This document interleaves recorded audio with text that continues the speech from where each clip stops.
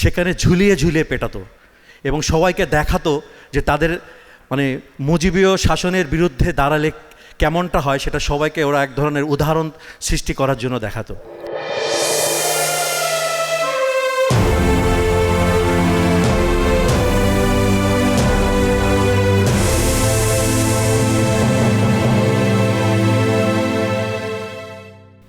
বিসমিল্লাহির রহমানির রহিম। আমি অনেক ছোটোবেলা থেকেই রাজনীতি সচেতন ছিলাম এবং সেটার কারণ ছিল বাকশাল। আমার ছোটোবেলায় আমি মুজিবীয় দুঃশাসন দেখেছি। আমার বাড়ি নাটোরে এবং সেখানে একটা ডাক বাংলো ছিল আমার বাড়ির পাশেই। সেখানে রক্ষী বাহিনীরা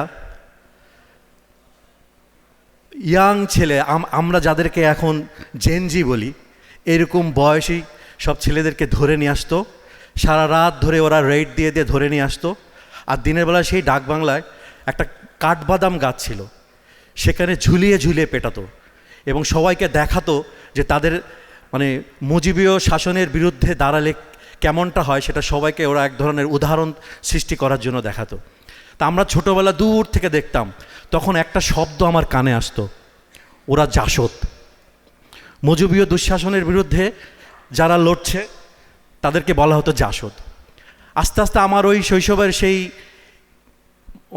মানে উৎসুক মন খুঁজতে শুরু করলো এরা কারা। ধীরে ধীরে বড় হলাম, কলেজে গেলাম, যেয়ে দেখলাম আরেক দুঃশাসন, এরশাদের স্বৈরশাসন। আমি ক্লাস 9 থেকে আমি রাজপথে মিছিল করি এরশাদ বিরোধী শাসনের। আমি এখন খুব গর্ব করে বলি যে দুইটি গণ অভ্যুত্থানের প্রত্যক্ষ সাক্ষী আমি, এবং প্রত্যক্ষভাবে আমি রাজপথে আমি দুইটি গণ অভ্যুত্থানের সঙ্গে ছিলাম। বাকি জীবন হয়তো আমি এই গর্ব করেই যাব। তো এরশাদের শাসনের ওই সময় আমি একটা ছোট্ট ঘটনার কথা বলবো যেটা অনেকেই রিলেট করতে পারবে। আমাদের ছাত্র নেতাদেরকে একদিন কলেজ থেকে ধরে নিয়ে যাওয়া হলো। সেদিন আমি তখন ফার্স্ট ইয়ারে পড়ি, ইন্টারমিডিয়েট ফার্স্ট ইয়ারে। আমার মাথায় তখন একটা লাইন কাজ করেছিল, জেল থেকে বলছি। পরবর্তীতে আপনারা যারা গান শোনেন তারা জানেন জেমসের খুব বিখ্যাত একটা গান আছে, জেল থেকে বলছি। আমার লেখা, আমার সুর করা গান ছিল সেটা। এবং যদিও পরে জেল থেকে বলছি গানটাকে একটা রোমান্টিক গানের দিকে নিয়ে যাওয়া হয়েছে, কিন্তু আমার রাজনৈতিক সচেতনতা এবং রাজনীতির জন্য, দেশের জন্য লিখার এই স্পর্ধা এবং এই সূচনাটা সেই মুজিববাদী দুঃশাসনের সময় থেকেই আমি তৈরি হয়েছিলাম। তো যার ফলে এরপরে দেশের যত ক্রান্তিকাল এসেছে, যত ক্রাইসিস তৈরি হয়েছে, আমি কখনোই বসে থাকতে পারিনি। এই দীর্ঘ স্বৈর শাসনের সময়, ফ্যাসিবাদের কালে আমি বিভিন্ন জায়গায় কমিউনিস্টদের মিটিংয়ে আমি গিয়েছি, আমি হুজুরদের মিটিংয়ে গিয়েছি। আমি যাকেই যখন দেখেছি যে ফ্যাসিবাদ বিরোধী হয়ে দাঁড়িয়েছে, আমি তার সাথে আমার নিজের একাত্মতা বোধ করেছি। কোনো লেখক, কোনো সাহিত্যিকদের এমন কোনো দল ছিল না যে দলের হয়ে আমরা ফ্যাসিবাদ বিরোধী একটা মোর্চা তৈরি করব, একটা প্ল্যাটফর্ম তৈরি করব, এমন কিছু ছিল না। আমি আমার দায়বদ্ধতা থেকে, আমি আমার বিবেকের তাড়না থেকে যখন যেখানে প্ল্যাটফর্ম পেয়েছি আমি সেখানেই চলে গেছি। আমি আমার ফেসবুকে ক্রমাগত লিখেছি। লাস্ট মানে স্বৈরশাসনের 15ই জুলাই বা 14ই জুলাই থেকে একদম বিজয় লাভ পর্যন্ত এই সময়টুকু না, পুরা 16টা বছর আমি ফেসবুকে লেখালেখি করে গেছি। আমার কিছু সুবিধা ছিল, সেই সুবিধা হচ্ছে যে 90 দশক জুড়ে আমার কিছু জনপ্রিয় গান ছিল, যার ফলে আমার এই সুবিধাটাকে আমি কাজে লাগিয়েছিলাম। যখনই আমার লেখালেখি নিয়ে সরকার বিরোধী কোনো কিছু যখন ইস্যু তৈরি হয়েছে, তখন অনেকে দেখা গেছে পুলিশ থেকে, ডিজিএফআই থেকে কল দিয়ে বলে, শিবুল ভাই আমরা তো আপনার গান শুনতে শুনতে বড় হয়েছে, কিন্তু আপনি এগুলো লেখালেখি করেন না। এরকম আর 2018 নির্বাচনের সময় আমি লিখেছিলাম কি নিপুণ কৌশলে ডাকাতি হয়ে যাচ্ছ প্রিয় স্বদেশ। সেখানে একটি লাইন ছিল, তোমার রাষ্ট্র লোভের পশ্চাতে ভরে দিব কাটা ভরা একটি গোলাপ। হাসিনার উদ্দেশ্যে এরকম কথা লিখে গেছি। এছাড়াও যতক্ষণ তুমি ইনসাফের পক্ষে ততক্ষণই তুমি মানুষ, খুব বেদনা থেকে এবং যাতনা থেকে লেখা ছিল। আমার একটি বই, আমি জানি এখানে আমি তখন একটু বাইরে ছিলাম, আবরার ফাহাদের ছোট ভাই এখানে আসছে, আমি তাকে একটু দেখতে চাই। আসলে এখানে কি আছে আবরার ফাহাদের ছোট ভাই? ও আচ্ছা, তোমার ভাই, আমার একটি উপন্যাস, উপন্যাসটির নাম হচ্ছে ফ্রন্টলাইন। তোমার ভাইকে আমি উৎসর্গ করেছিলাম। সেখানে লেখা ছিল, কণ্ঠে তোলো বজ্রধ্বনি, কলম করো তীক্ষ্ণ ধার, শাহাদাতের পথ দেখালো আবরার আবরার। আমি সম্প্রতি নজরুল ইনস্টিটিউটের দায়িত্ব পেয়েছি, আমাকে দায়িত্ব দেওয়া হয়েছে।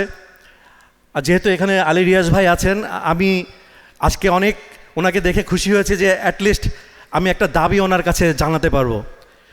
এই ফ্যাসিবাদ কালে সবচেয়ে বেশি ফ্যাসিস্টদেরকে শক্তি জুগিয়েছে দুটো প্রতিষ্ঠান, একটা হচ্ছে প্রশাসন অর্থাৎ পুলিশ, আর একটা হচ্ছে আমাদের ইন্টেলেকচুয়ালসরা। এই দুই শক্তিতে শক্তিবান ছিল হচ্ছে পুরা ফ্যাসিজম। তা আমাদের এই ফ্যাসিবাদের যেই সাংস্কৃতিক ন্যারেটিভ, এটাকে ভেঙে দেওয়ার জন্য আমাদের হাতে একটা অনেক বড় টুলস আছে, অনেক বড় শক্তি আছে। সেই শক্তির নাম নজরুল ইসলাম। কবি নজরুল ইসলামের যে বিদ্রোহী চেতনা, এবার আমরা দেখেছি ছাত্র জনতার বিপ্লবের দেয়ালে দেয়ালে, এবং যেই বিদ্রোহী চেতনা আমাদেরকে উদ্বুদ্ধ করেছে সেটা ছিল তার বিদ্রোহী কবিতা, তার বিদ্রোহী চিন্তা। সেখান থেকে ঠিক এরকম একটা সময়, এই বিপ্লবের পরে আমাকে যখন দায়িত্ব দেওয়া হয়েছে, আমার মনে হয়েছে এবার আমার কিছু করার আছে, এবার আমার অনেক কিছু করার আছে। আমরা নজরুলের চেতনাকে এদেশের প্রান্তে প্রান্তে ছড়িয়ে দিব।